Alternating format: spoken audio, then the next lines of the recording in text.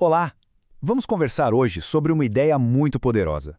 Sabe aquela sensação de que a gente faz um pedido para o universo, para a vida, e parece que ninguém escuta? Pois é, hoje a gente vai mergulhar fundo na promessa de que nenhum chamado sincero se perde. E mais importante, vamos descobrir um jeito novo de aprender a ouvir a resposta. Acho que todo mundo já passou por isso, né? Lançar um desejo, uma prece, um pedido de ajuda com toda a força do coração e, do outro lado, só silêncio. Essa impressão de que estamos falando com as paredes é exatamente desse ponto que a nossa reflexão de hoje começa. Então, a grande questão é, será que a gente está mesmo falando sozinho? Ou será que é mais como um rádio que está fora de sintonia? A música está tocando, a transmissão está no ar, mas a gente está no canal errado e só ouve o chiado. É isso que a gente vai investigar agora. Essa aqui é a base de tudo. A ideia não é que alguns pedidos são ouvidos. A promessa é que nenhum deixa de ser. Nenhum. E a segunda parte é tão importante quanto. A resposta que sempre chega é a única que lá no fundo a nossa alma de verdade quer. Mesmo que a nossa mente na hora ache que quer outra coisa. E aqui está uma distinção fundamental. Essa sensação de vazio, de demora, de silêncio, isso é uma interpretação do nosso ego, que vive na base do relógio, da pressa. Mas a fonte da vida, a inteligência que nos criou, ela não opera no tempo. Para ela, a comunicação é constante, é agora. Então o problema não é a falta de resposta, e sim a nossa dificuldade em perceber que ela já está aí. E é exatamente aqui que o conflito interno começa, porque existe um abismo gigantesco entre o que a nossa mente consciente, o nosso ego, pede e o que a verdadeira resposta oferece para a gente. Vamos dar uma olhada nisso mais de perto. Olha, esse quadro aqui mostra tudo. De um lado, a gente tem a listinha de supermercado do ego. Soluções bem específicas, externas, concretas. Eu quero aquele dinheiro. Eu quero aquele reconhecimento. Eu quero que tal pessoa mude. Do outro lado, a resposta do espírito é totalmente diferente. É sutil, é interna. Ela não vem para mudar o cenário lá fora, mas para curar a nossa visão aqui dentro.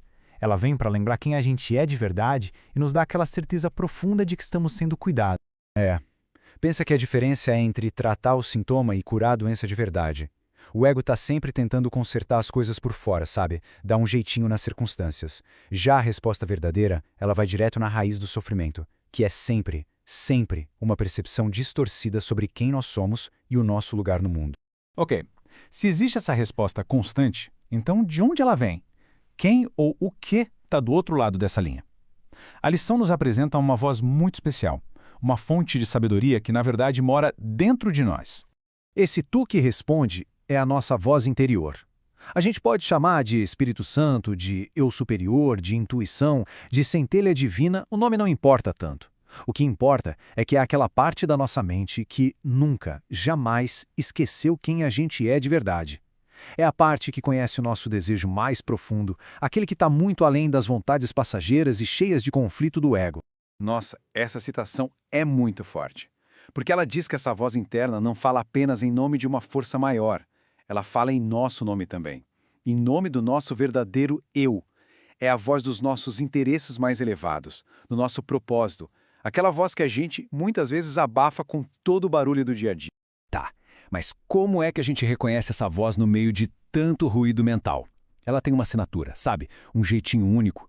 Ela nunca discute, ela não entra em drama, ela não fica apontando culpados. A marca dela é uma paz, uma sensação de inocência, de leveza. É uma quietude que sussurra lá no fundo: você está seguro, você é amado. O medo não é real, ele não pode te tocar. Entender tudo isso nos leva para uma mudança nossa, uma mudança fundamental de atitude. E tudo começa com a qualidade da pergunta que a gente faz.